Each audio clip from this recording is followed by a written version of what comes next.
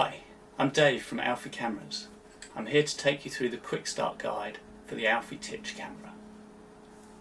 A paper copy of the guide is included with each camera. If you've lost your guide, it's available to download from the website alfiecameras.com. There's a link in the description. The quick start guide gives you all the information you need to get started with your camera. Let's start with the controls. Starting at the front of the camera, we've got the lens indicator, which lets you identify which lens is selected by lining up this mark with the lens indicator on the body. We've got a strap plug, the on-off switch, the shutter release button, rewind knob, the light meter window, another strap plug which can be used to tether the lens cap to the camera, and the lens board itself. On the back of the camera, got a USB charge port, an LED indicator for indicating the charge status, door closing knob, the select button, the winding wheel, and the frame indicator.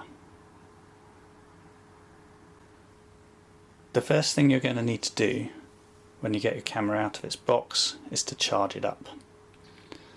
Plug the USB-C connector in the side, and this red LED lights up to indicate that it's charging.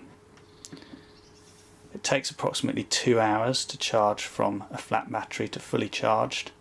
A camera arriving new to you will have some charge already in it, so it should take less than 2 hours.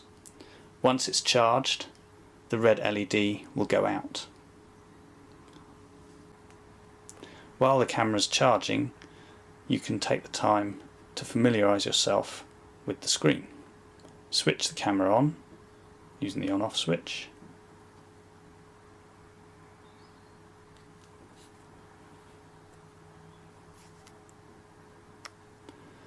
The screen shows you what ISO the camera is set to. You do this through the settings. It also shows you the battery level.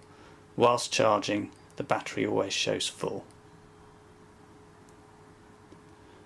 The shutter speed is shown, and at the bottom of the screen is the frame count. Currently this camera is in manual mode. If I just put it into auto mode, you also see which auto mode is selected. So in this case it's auto F8, and because it's in auto mode, the camera is metering indoors at the moment with a suggested shutter speed of 1/12 of a second.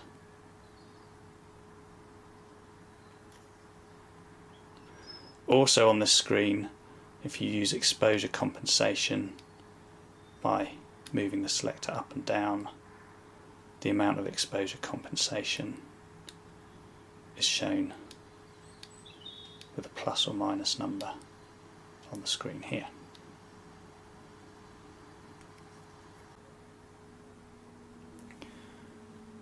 Once the camera's charged, unplug it from the USB and you're ready to load some film.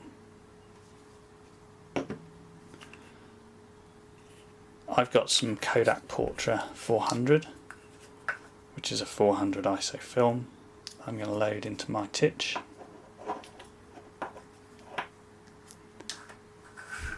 Switch the camera on using the on-off switch.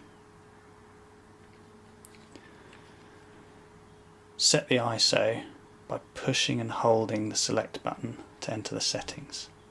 So the select button can move left and right, and also you push and hold, it'll take you into the settings. I'll just show that again. Push, hold, into settings. Once I'm in the settings, ISO is the first item on the settings menu, and by moving right or left I can change the ISO to the film that I'm using. So this case 400. Pressing the select button for less than 2 seconds moves you to the next menu item, and holding the select button down for 2 seconds exits you back to normal camera operation. To select camera mode, you just push and hold the select button for less than 2 seconds and it'll switch through the different camera modes. So there's a manual mode and then 3 auto modes. Auto f8 for the 2 f8 lenses, auto f125 for the pinhole, and auto f56 for the zone plate. So I'm going to set this on auto f8. Now, to open the camera back, you have to loosen the door closing knob. There's no need to fully undo it. It will come out if you undo it too far. Just a couple of turns is enough to open the back of the camera. At this point, if it's the first time using the camera, it's worth checking the camera operation so you can familiarise yourself with it. So select a lens. In this case I'm going to select Premium f8 lens and press the shutter button, and you can see the shutter opening and closing.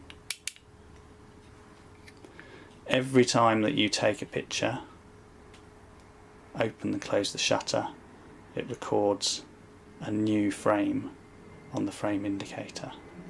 So as I haven't actually got any film in at the moment, I'm going to go into the settings, select ZRO and 0 the shutter counter, and then exit again. Then go back into auto mode. To load the film, the first thing you have to do is lift the rewind knob out of the way. Then you take your film, put it inside the camera. The film leader needs to hook on to this little notch on the take-up spool.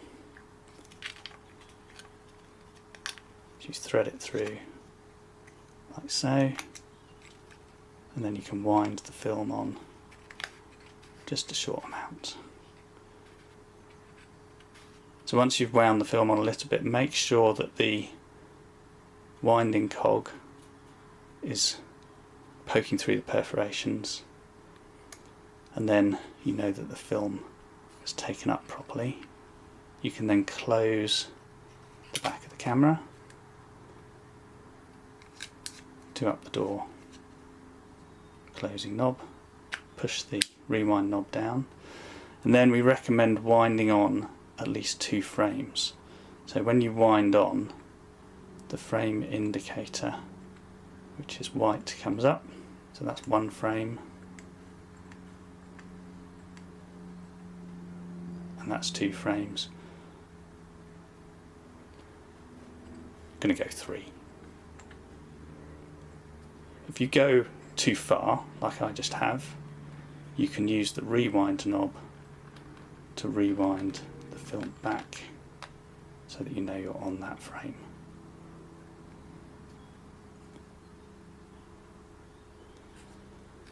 So now the camera is all ready to go out and take pictures. It's important to remember with the TYCH camera that you must wind the camera on between each shutter press. If you don't wish to take multiple exposure images, we recommend you get into the habit of taking a picture and then winding on immediately to the next frame. That way you know next time you come back to the camera it's ready to take the next picture. Once you've reached the end of your film, you must manually rewind the film. Turn the rewind knob in a clockwise direction until the frame indicating white marker stops displaying. So you can see as I'm rewinding this, the marker's moving past. Once you get to the end of the film, there, it stops moving. It's stopped moving now.